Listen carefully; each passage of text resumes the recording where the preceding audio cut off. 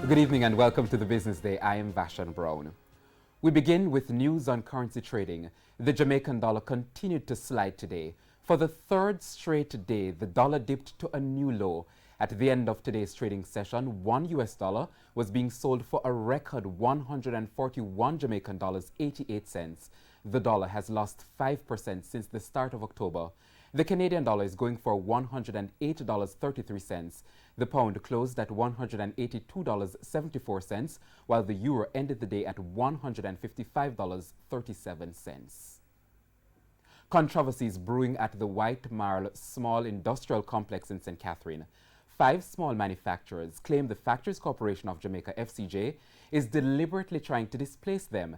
They argue that the government agency plans to sell the property they currently occupy as tenants to a larger player. TVJ's Andrew Laidley has more. It's not going to be easy.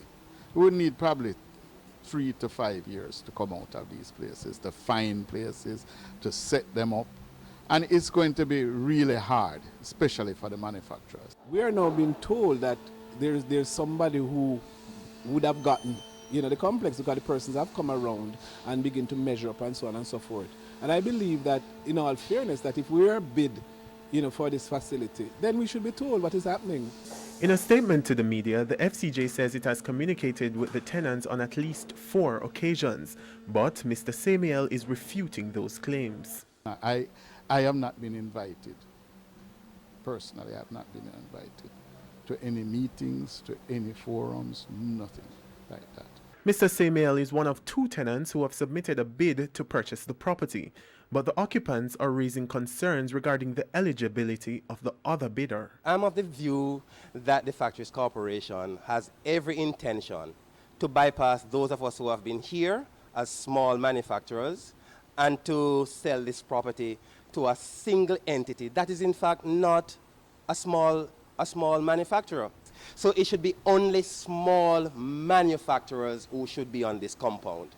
So Lasco being on this compound as a tenant, in my mind, does not fit the profile as a small manufacturer. The FCJ has stipulated that the successful bidder will have to abide by the present lease agreement to ensure that tenants aren't displaced. But the current occupants have highlighted a fundamental flaw with that arrangement.